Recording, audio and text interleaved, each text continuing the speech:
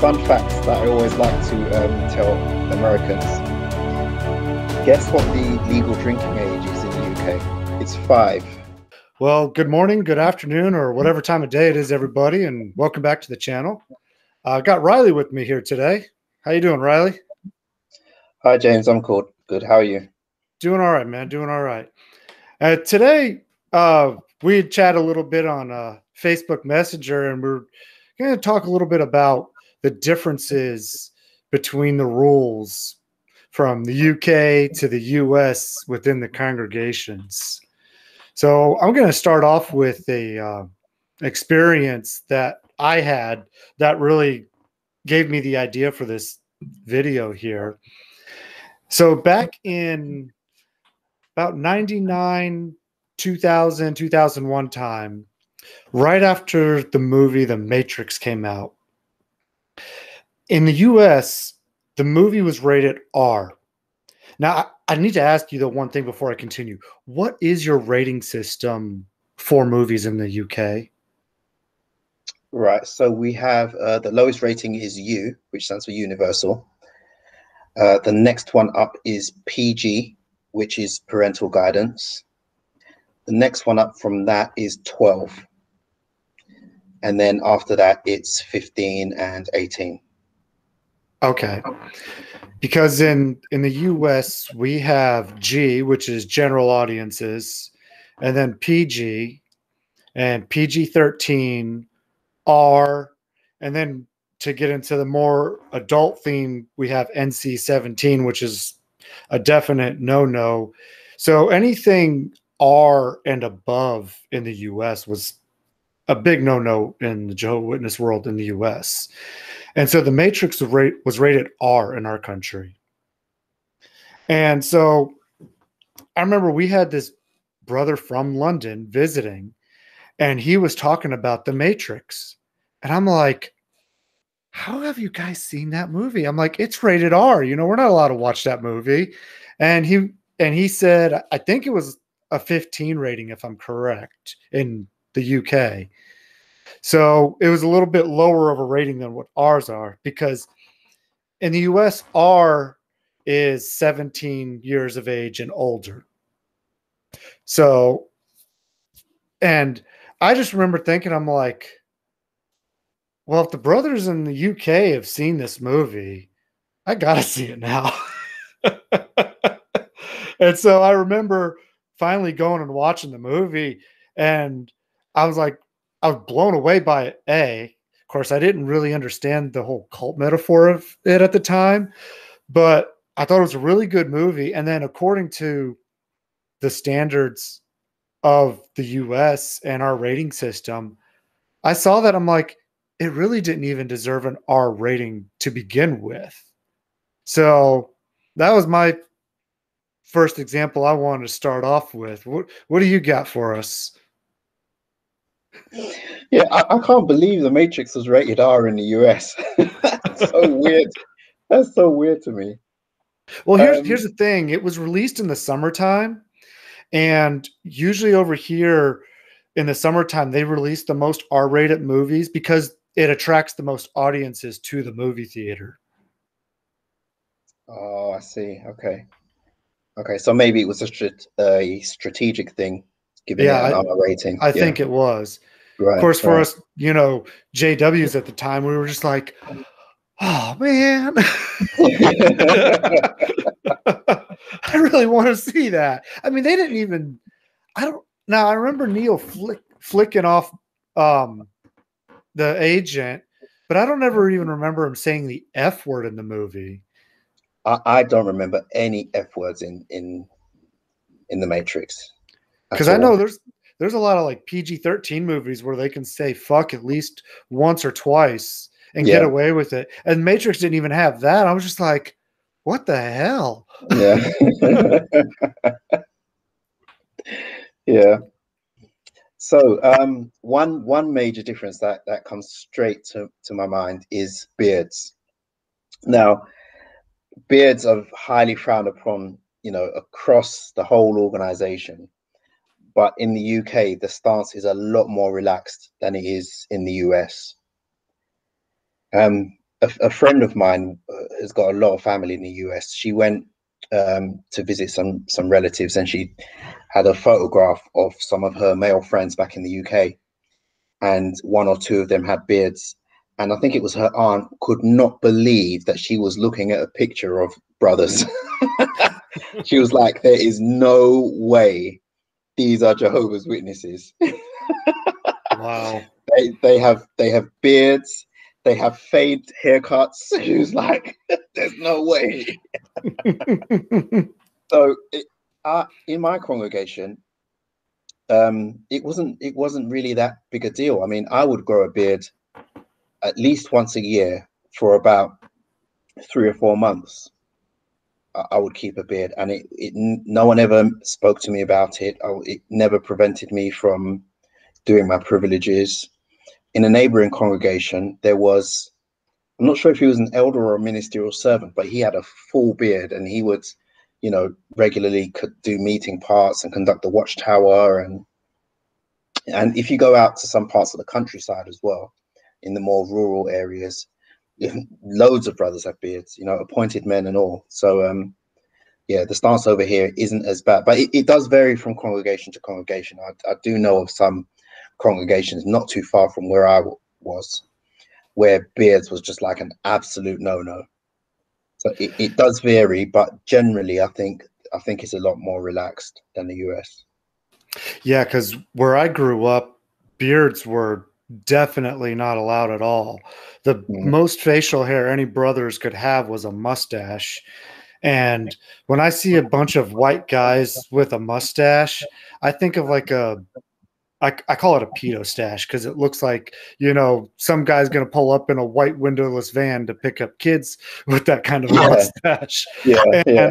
And I never liked that look at all. Now, there was one exception we had where there was this one brother who had a beard. However, he had no privileges at all. And the only reason he had the beard was because he had skin cancers on his face, and he wanted to cover that up. But at the same time, that was one of my questions all the time growing up. Like, why can't brothers have a beard? I mean, you think about it, going back to the Jehovah Witness mind frame, Jehovah created men with beards. We grow facial hair. What's so wrong about growing something that, God naturally gave us? It never made any sense. And their whole reasoning about, we're trying not to be like the world, and, we want to look better and this and that, it was just all such bullshit to me. But I mean, I still followed the rules because, I believed in it, the rest of it, but that just was never made any sense. Of course, then when I heard the real story about why there's no beards, then I'm like, oh, that would make sense. Yeah, absolutely. And for our viewers, just so you know the story, if you haven't heard it before, it was Rutherford who went to visit a printery, and somebody asked to get a newer, better machine for the printery. And Rutherford told him, well, if you shave that thing off pointing at his face, then I'll get you the printery machine. And so that's where the whole beard rule came into effect. Yeah. So he didn't want anything to, that reminded him of Russell. Yeah. He didn't want to. He wanted to completely erase his influence of the whole organization. So, and Russell obviously had a really long beard. So, anyone that reminded him of Russell had to get it cut off. Yeah, I know, right? It really just goes to show how petty the organization has been from the beginning. Extremely petty. They want to separate themselves so much from its original founder that we got to not only bring in new teachings, but also look completely different. Yeah. And it just got more and more ridiculous over the years. Yeah. Being different for the sake of being different. Yeah. Yeah. And then really they use it as a way to draw attention to themselves and to stand out. And then they wonder why they get picked on and, all that. And that's the reason why. It's not because of what you believe. It's because of how you're presenting yourself to everybody else in the world. Yeah, exactly. That and the scandals. Yeah, exactly. Well, that's a whole nother story there. Yeah. So let me ask you now, what about for women? Were they ever allowed to wear dress pants at all? No, I don't recall ever seeing a sister wearing like smart pants, like dress pants. I do know of a sister who wouldn't say allowed, but she did wear them, and elders spoke to her about it, but she fought her corner and they left her alone. But we were never in the same congregation. This is just something that I heard from her, but that's the only case I know of. Yeah, I didn't know anybody over here who did that either. I was just kind of curious because the only time I've seen a woman wear dress slacks was somebody who was more like on the either a study or Mm. doesn't come to the meetings often enough to really care if they Yeah, wear a dress or not. yeah, yeah, yeah. Actually, my mother was studying with a lady who would, she was coming to the meetings regularly, and she only ever wore pants. But she was a study. She wasn't even an unbaptized publisher or anything. So nobody ever said anything to her. Right. Yeah, my I never told this experience on camera yet. So I was out in service one day and I went to this door and this lady came out and she literally asked, she goes, "Are you Jehovah's Witnesses?" And we're like, "Well, yeah." And then she's like, "Can I have a study?" And of course, no, of course, yeah, of course you can.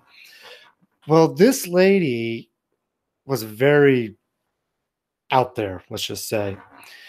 She she started coming to the meetings and everything, but she never wore a bra. And she had some knockers on her too. It's not like you couldn't see that she wasn't wearing one, like some women with really small chest, but she had some knockers on her and everybody always knew she wasn't Oh wearing a bra. Yeah. oh my goodness. Well, she was one of those she did like acupuncture and natural medicine. She had her own little shop right down the road from her house. So she was kind of out Yeah. there with her ways, but just and they tried to get her to put a bra on and she never would. I would have loved to have heard that conversation. I know, me too. Yeah, this was at the time I was pioneering at the time, and I was between 18 and 20 years old when that happened. So Oh man, that's crazy. yeah. I've never seen or heard of anything like that. So yeah. So do the women in Britain have to wear bras? Yes. Yes, definitely. Yeah. I think with the sisters, the standards are pretty much the same. Well, I don't know of any major differences between the UK and the US where sisters are concerned. Now, what about differences in dress between brothers? There are a few things but I don't know if it's the same in the US or not. But at one time in the UK, there was a big stigma against coloured shirts. Your shirt had to be white or light blue. Nothing else was acceptable. Now, where the Kingdom Hall area that I grew up in Florida, there wasn't a problem there. Now, I say in Florida, but but this next Kingdom Hall is in Florida too, but a different part of Florida. Mm. So when I was younger, they didn't care what color shirt you wore. I mean, brothers would wear red, pink, blue, yellow, purple, whatever color. Now, I remember when I was in northern Florida, they were like that. They wanted you to only wear a white shirt when you were on the stage doing a part, which I'm like, who cares? Exactly. Yeah. Yeah. And then the other big difference was between, and this just stands out to me. So please don't take any offense to this. Between the black brothers and the white brothers. Now the black brothers would come in to like the conventions and stuff, and I swear some of them were wearing pimp suits. I mean, they were bright colors, like red and white suits, or they had their shoes were so shiny, they were like a mirror gloss, they would have the hats and everything, but I mean, you would see that, of course the white brothers would, just our regular JC Penney suits. Yeah. We don't really have the equivalent of pimp suits over here. I mean, there are definitely some suits that are more on the flamboyant side, but we don't really have an equivalent. But you would see, because I mean, I've lived all my life in London, and London is very, very multicultural. So you would see people in different styles of national dress or ethnic dress, like the African attire, or the South Asian attire, like Indians and Pakistanis wearing their traditional dress. So you'd see a lot of that at the conventions. But English brothers love seeing that. Well, that's my experience, at least. I mean, there were a couple of times where I dressed in African attire because my wife at the time was from Nigeria. Okay. And sometimes we'd have matching outfits, like matching traditional outfits, and you'd get white brothers and sisters pull you up for photographs all the time. So they really liked that. Oh, the traditional family matching at the conventions. Yeah. Where the husband and the wife and all the kids would match. Yeah. Been there, done that.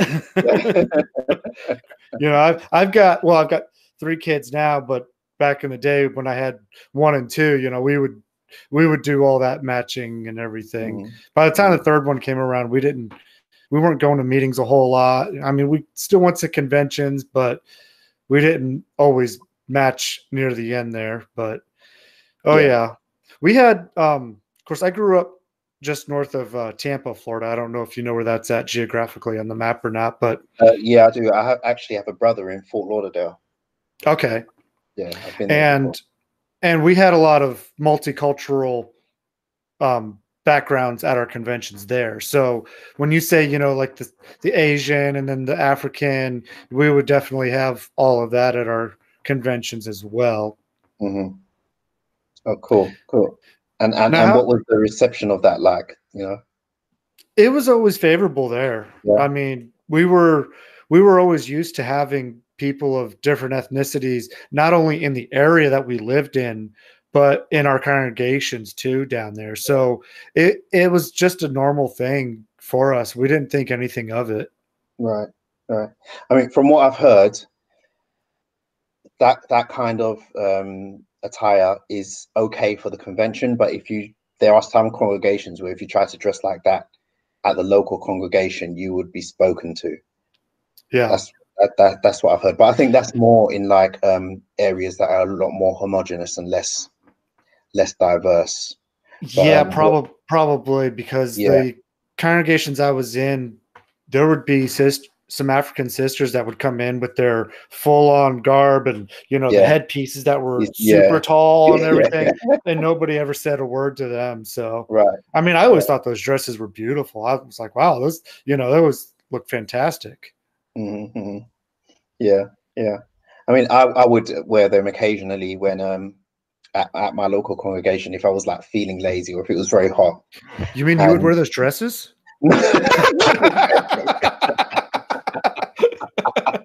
I mean, we were talking about dresses. No, not the dress, I had a few. Like traditional Nigerian outfits, and I would wear them occasionally to the meeting, especially if it was really warm. Because they're very, very cool. And now, you didn't have to wear a tie with that, did you? Oh no. Oh, you lucky dog. And the thing is, in the UK, air conditioning isn't as standardized in public buildings as it is in the US. So, depending on where you were, or how old your kingdom hall was, there might not be air conditioning. So sometimes it could get really, really hot. I never knew a kingdom hall that didn't have air conditioning. Of course, in Florida and everywhere in the southern United States, it's always so hot. You have to have air conditioning. Yeah. It's not so much a thing over here. And of course, wearing ties in the summertime and trying and pioneering. Oh, it was terrible. Actually, once I went on vacation to Tenerife, and which is the south coast of Spain, and the brothers there didn't wear ties at all. Just short sleeve shirts and smart pants, no ties. Even to go up onto the platform and give a meeting part, no ties. See, I also love how with your term for it, you call them smart pants.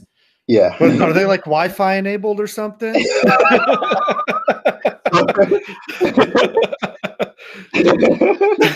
See, over here in the US, we just call them dress slacks. Yeah. So when we say smart, you would say dress. That's our equivalent.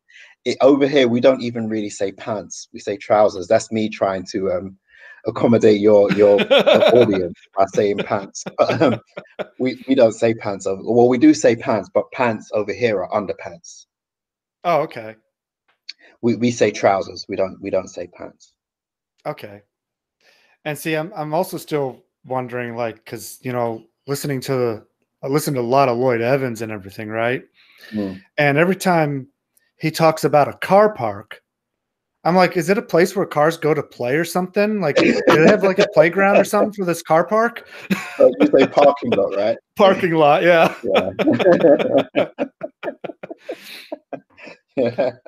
I just love the differences in the language.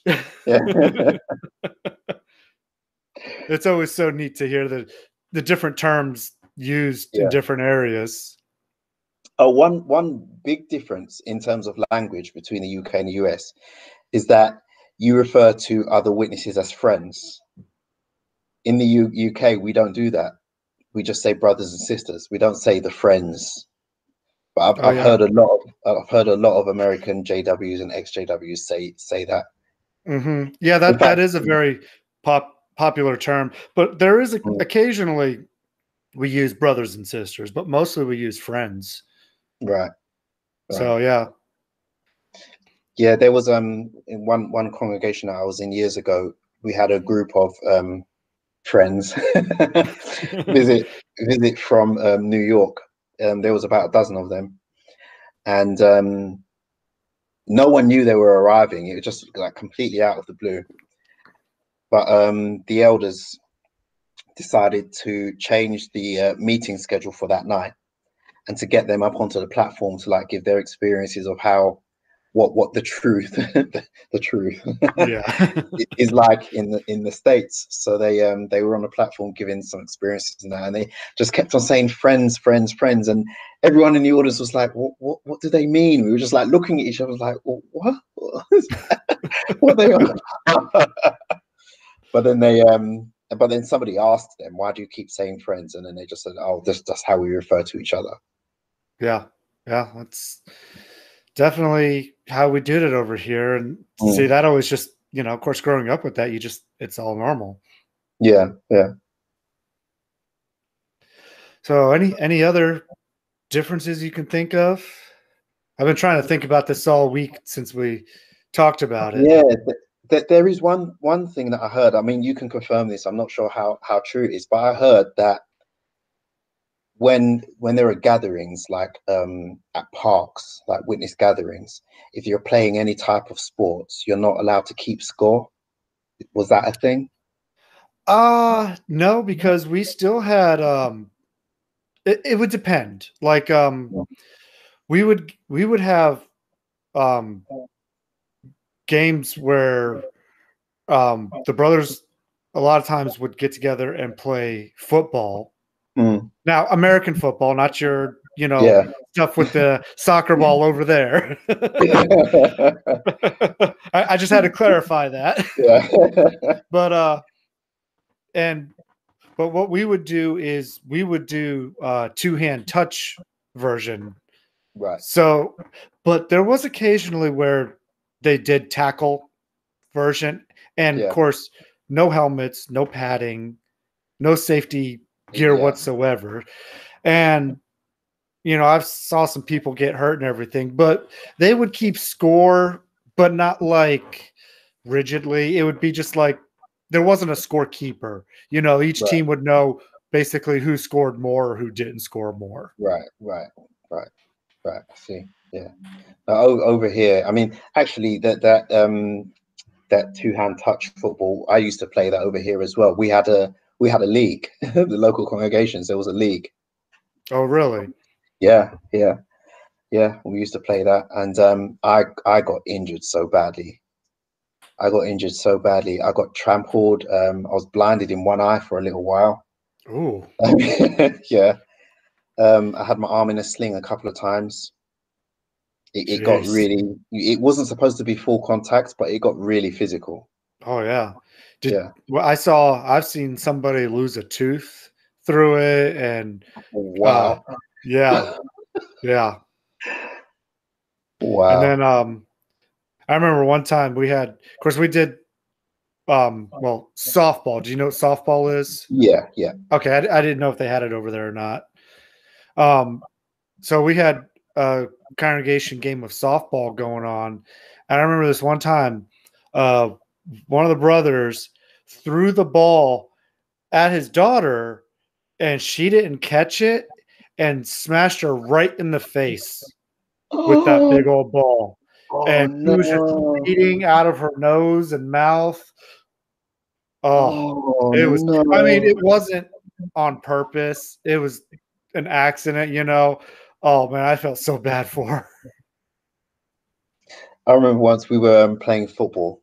Sorry, not NFL football. The one where you kick the ball with your foot. Well, I mean, they kick it in the NFL too when they lose their turn. So we had a match where it was like the kids versus the adults. So it was like basically me and my friends against the elders and the minister of heavens. And I had this friend called Neil, right? Oh my goodness, I don't even know how to describe him. He was really, really rough, but not on purpose, without meaning to.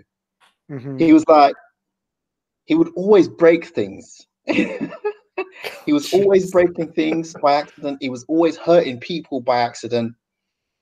It was crazy. If you had him in your house, guaranteed something was going to smash. Right? Oh, jeez. He was on our team when we were playing football against the elders, and he tackled one of the brothers, and it was sort of like it, it was like a judo shoulder throw that he done on this brother, and I don't think he even meant to do it, which sounds really weird, but he did.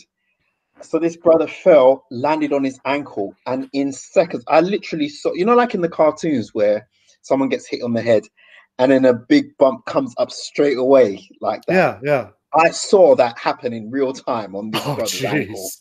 Oh, Literally, he wow. fell on his ankle, and I literally saw it rising up, and in seconds, there was just like a lump on his ankle that size. Oh, my. Wow.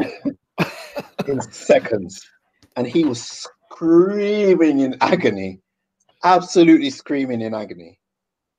Wow. Oh, so here's a question. Speaking of sports, so did you ever have like groups get together and watch sports? Yeah, yeah. I had that at my house a few times to Yeah. watch like Euros or the World Cup.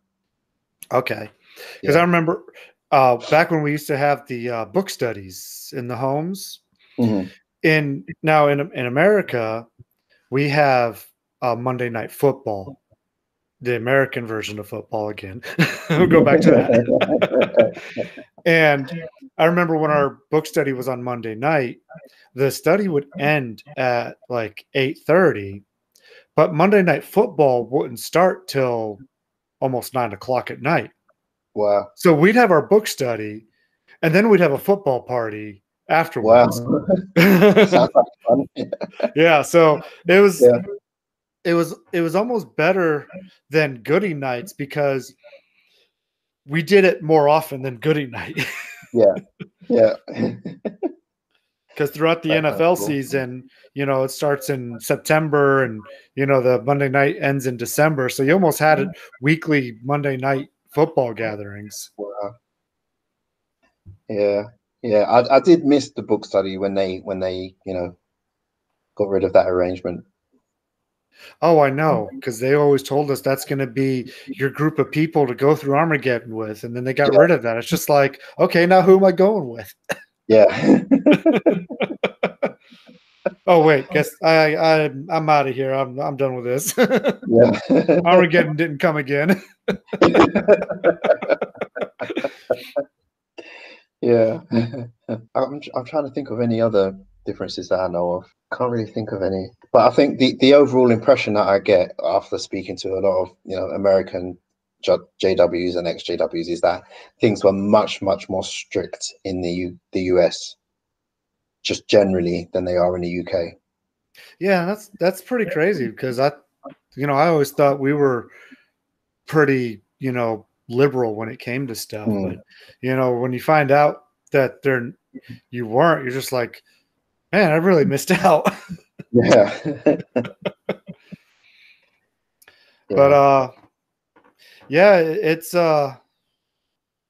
it's quite crazy though, just because I almost wish we had some people from other countries to discuss with too, because I'm sure Mm. there's some differences, more than just the US and the UK, and um like were your elders real strict in your halls? And In my hall, no, they weren't.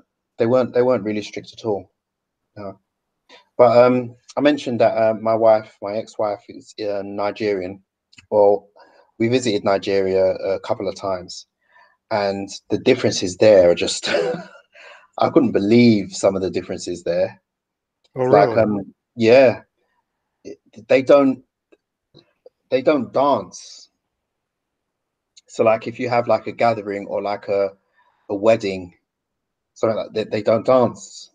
I mean, we showed them the video, the tape from our wedding and the wedding reception and everything, and they couldn't believe that these were witnesses just dancing with each other.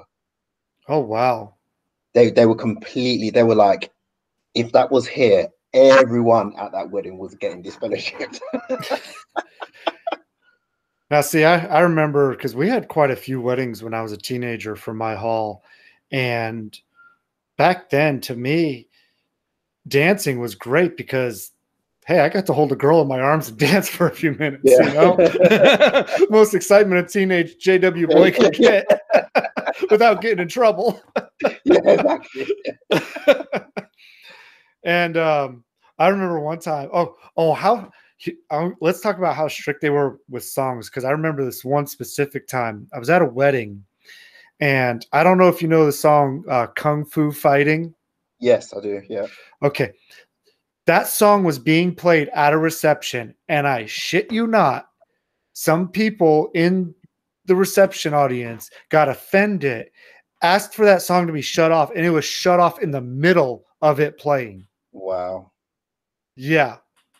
Wow. But yet then another wedding I went to, they played a song at the reception. This was so bad.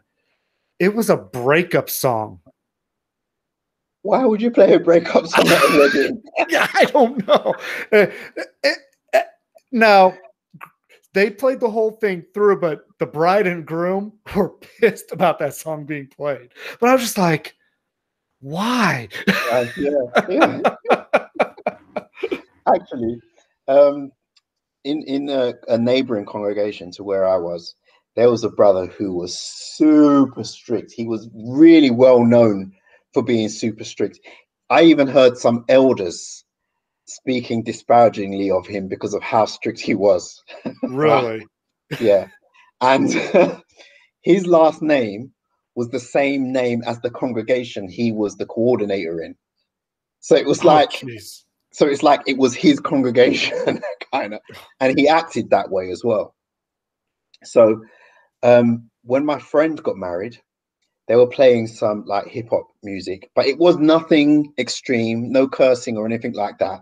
I mean, like the tamest hip hop you can possibly imagine, like Will Smith or something like that. Right, right. And when it came on, he went and stood next to the speaker with his fingers in his ears like that as a sign of protest, Oh, jeez. as a protest against the music that was being played. But witnesses aren't allowed to protest. And also, there was another occasion, that same elder, but this time it was at a funeral. So one of my really good friends who I grew up with, he sadly died in a road traffic accident. And at the funeral, after the funeral service, we went to a hall, and he was really big into music, my friend, and he used to compose his own music, and he DJ'd and everything as well. So his widow thought it would be nice to like play some of the music that he had composed and just like, you know, let everyone hear it. And as soon as it came on, I looked around to see if this brother was there. And I was like, oh no, I know exactly what's going to happen. I know exactly what's going to happen. And then within seconds, I just saw him making a beeline for my friend's widow. And he like pulled her to one side and was like speaking to her. And I couldn't overhear the conversation, but I guess, you know, I'm presuming that he was telling her to turn the music off. Oh, that's terrible. Yeah. That just goes to show how heartless they can be sometimes. Yeah. You know, especially in that situation. That's just awful. Exactly. Exactly. Wow. Yeah. So But I think he was an exception because he was just like uber strict. But most of the elders around the area where I lived, they weren't like him. well, I mean, we but the oh sorry, my I heard my Alexa going off in the background. Oh, it's okay.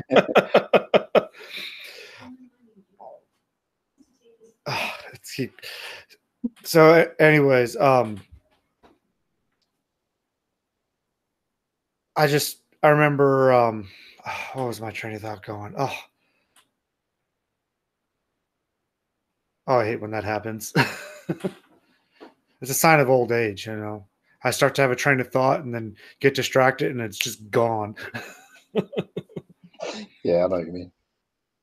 Uh what was I saying? Oh yeah, about the biggest thing I remember with the elders, like had a couple elders now, like my first name is James, and I had some people who always wanted to try to call me Jimmy or Jim.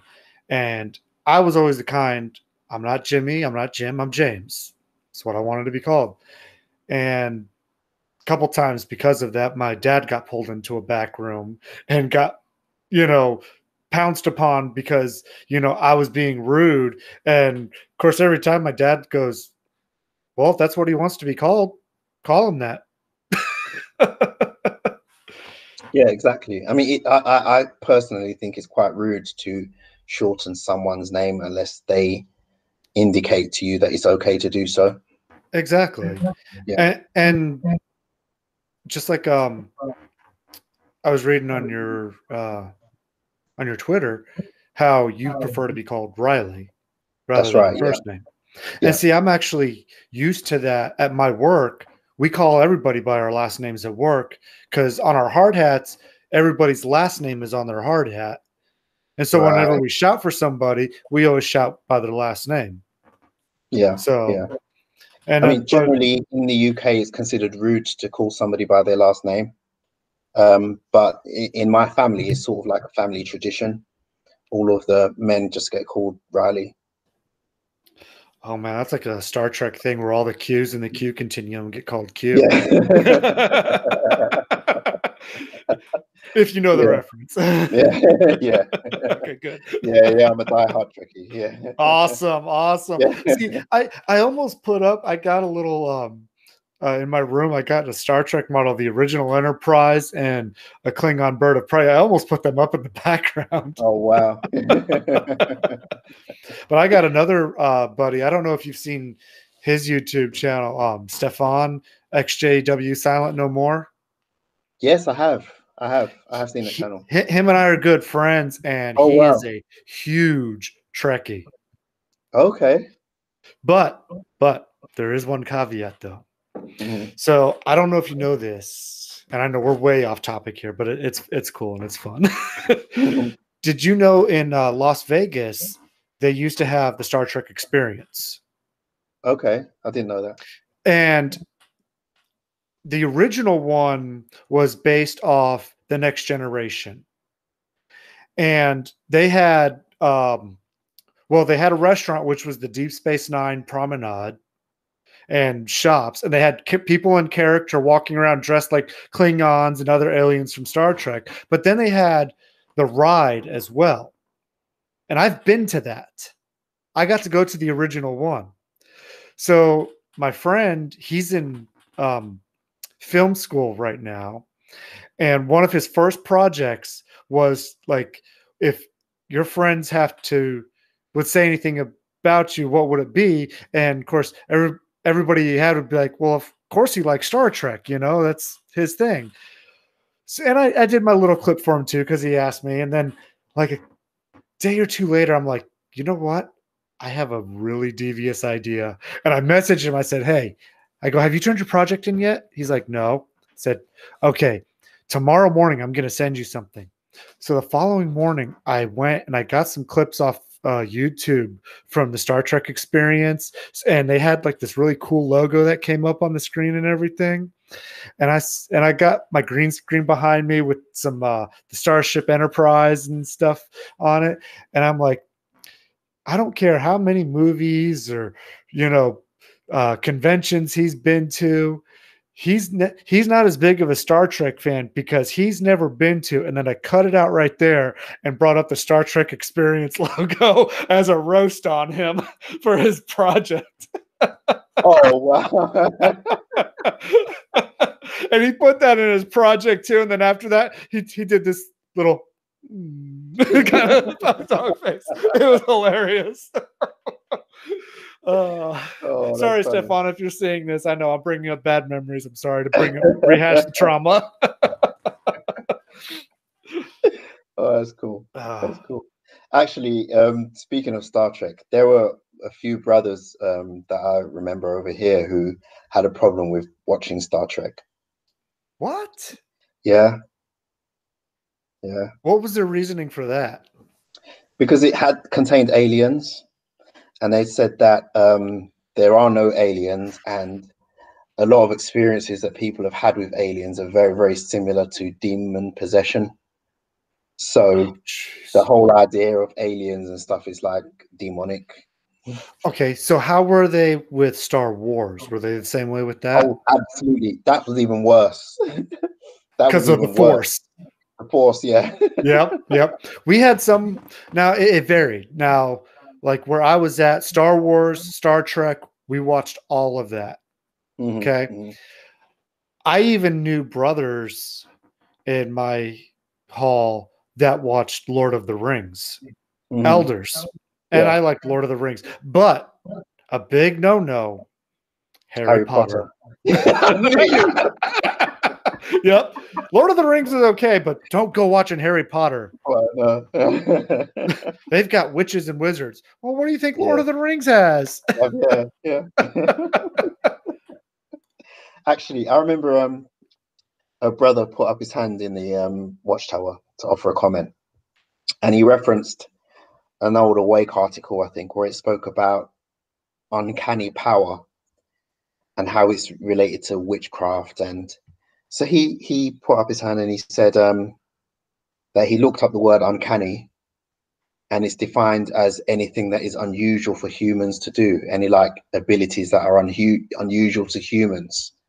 So his whole slant was that we shouldn't watch anything that had superheroes in it because they had powers that are unusual for humans. Like, oh my God.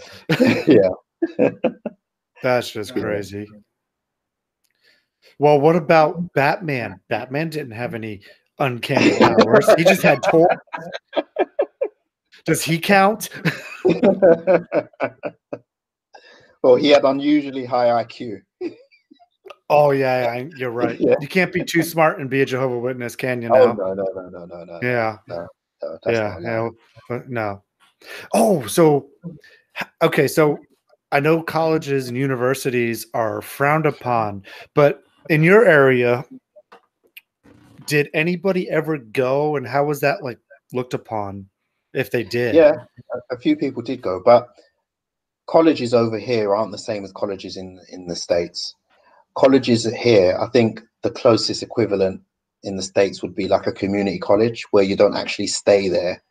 You'll just like commute on a daily basis. So that was fine. That was absolutely fine. But university where you actually go and stay on campus, that was frowned upon. But there were a couple of people that I know of that did, but they weren't baptized. They were raised in the truth, you know, and were coming along with their parents, but they weren't. They never made the truth their own. Yeah, so there was very little that the elders could say about that. But shun the world, leave it alone. Oh, this isn't a singing. My viewers are going to have nightmares. I apologize. No, generally, like you said, community colleges over here were okay. Universities, not so much. But if you happen to be a lawyer or a doctor, that was okay because you became useful to the society then. Yeah, exactly. Yeah, because one congregation I was in, we actually had a brother who was a lawyer, and if I'm right, I think he actually got asked to do legal stuff for the society too. If I'm correct. I could be wrong, but I think he did. Yeah, I knew a couple of brothers who were lawyers as well.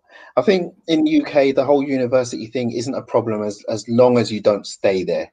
If you just travel there, you know, commute, that was seen as being fine, depending on what you were studying. Right. But, yeah. You have to take their approved courses. Yeah. Yeah, exactly. Yeah, because I mean, we had a lot of people who went to like nursing school, and that was okay. Yeah. Of course, all the trade schools were okay.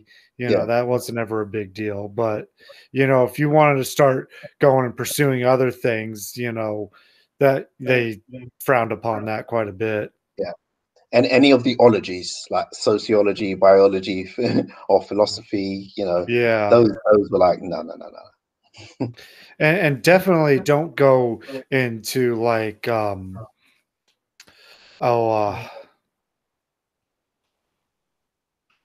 like any kind of scholarship or anything like that, where you get into like biblical scholarly or anything. Yeah, exactly. Stay away from all those religious studies because they're just all false anyways. Yeah, worldly wisdom and stuff like that. Yeah. Yeah. Of course, I listen to a lot of biblical scholars now on YouTube and everything, and me too. What a world of difference. Yeah, absolutely. Like absolutely. I like Josh Bowen and Richard Price. I don't know if I you've don't heard of know them. those. Uh, the one I watch a lot is called, I think it's called Religion for Breakfast, a channel on YouTube. Hmm. Something for breakfast. I think it might be Religion for Breakfast, but that is a really, really good channel.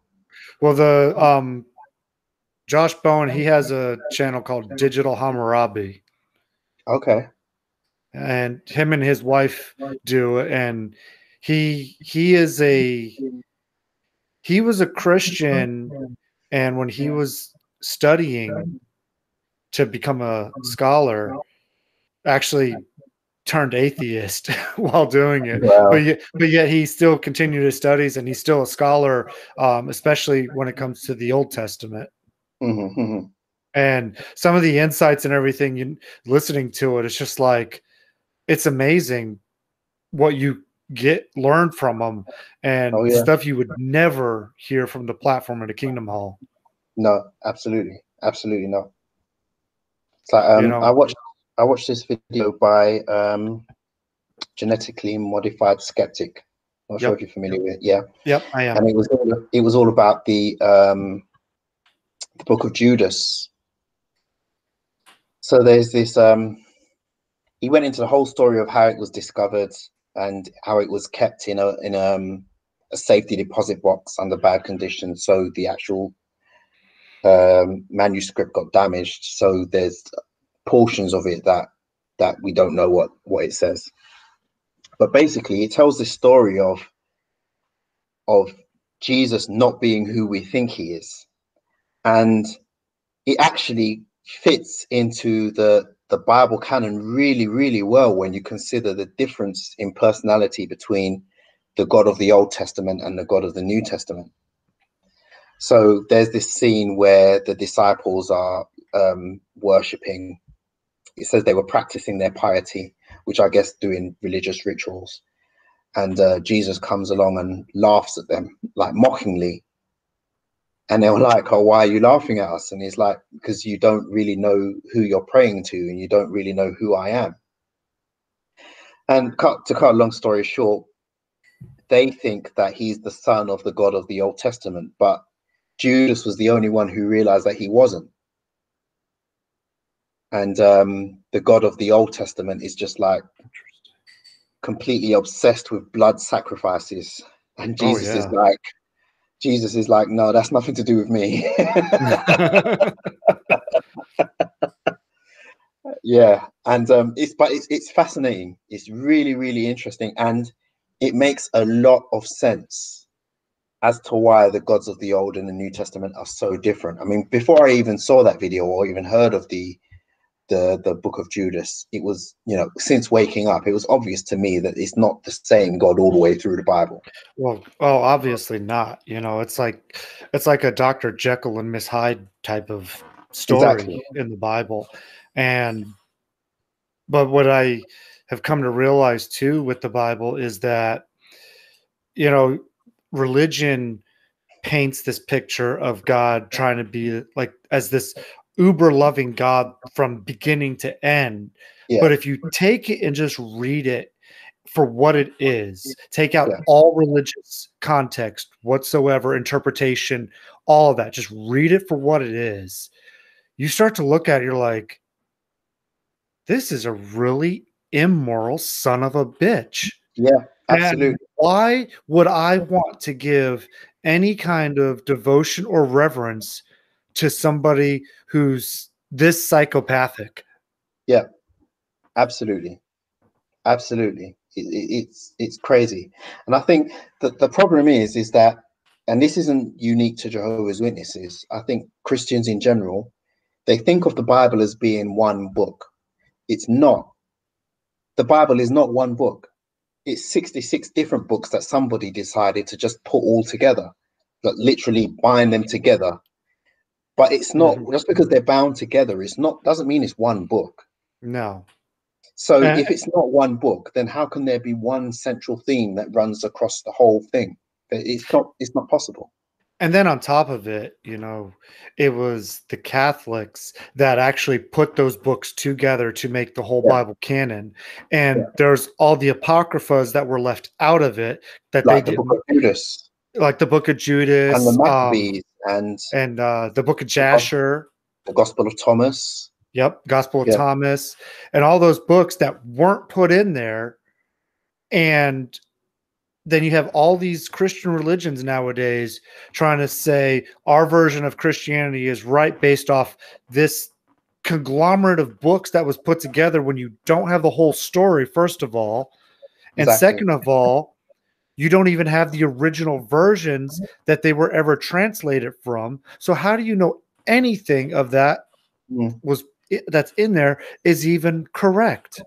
Yeah, exactly. So, Exactly. I mean, I know we're getting way off topic here, but you know, it's just crazy how that goes and how people still want to try to make everything in the Bible to be like this one harmonious, non-contradicting book, and that's just not it whatsoever. No, absolutely not. And when you have that approach that the Bible is a harmonious book one book from beginning to end, then when there are contradictions and things that don't fit, you just squeeze them in together and shoehorn them into each other, and it's just, you know, just for the sake of keeping it harmonious in your own mind. But when you look at it unbiasedly, you have to realize that it's not the same book, you know, and there's no central theme that runs from the start to the finish. Oh, no, not at all. You know, and I mean, I can't say that I've actually sat down and read it cover to cover, but I have looked at a lot of different passages and read the context of those passages. And like, for example, the flood account or the Exodus account of, you know, Egypt, and just read it for what it is. Yeah. And, you know, another good one, Sodom and Gomorrah account. Yeah. You know, and just take every context of my upbringing from being a witness out of it and just read it. And you're just like, what a piece of crap book this is. Cause like, you know, with Lot offering his daughters to be raped by a village of people first, you know, and then when they finally do leave, his daughters raping him after getting him drunk. I mean, but it's all okay in God's eyes, you know, because it's in his book. Yeah, exactly. Yeah. You know, and don't get me started on the whole slavery thing. Oh yeah, yeah. That's just terrible. And the Moabites, the whole thing with the Moabites keeping the young virgins. Oh yeah, yeah. I mean, yeah, exactly. Yeah. But anyways, I'm gonna cut it right there. Is there anything else we could think of on the subject of what we're talking about before we cut it out here? Kind of went on a rant there. Not that I can think of. I'm sure there are tons of differences. Oh, I'm sure there are. And what I'll say is, for any viewers who are watching that can think of anything else, please add it to the comments and add it to the discussion. I would love to hear it and see what everybody has to say about it. Yeah, me too. So, well, anyways, I guess I'll just end it right there. And Riley, I appreciate you coming on my channel and, you know, talking about this with me, even though we kind of went on a little rampage, but it was fun though. It was real fun. Oh, it was lots of fun. Thanks for having me. I appreciate it, man. Hopefully we can do something together another time too. Definitely. I look forward to it. Awesome, man. Awesome. I appreciate it. Well, viewers, that's all I have for today. And I want to thank you for watching. And please, if you haven't already, please hit the like button and subscribe if you're able to. And thank you for watching.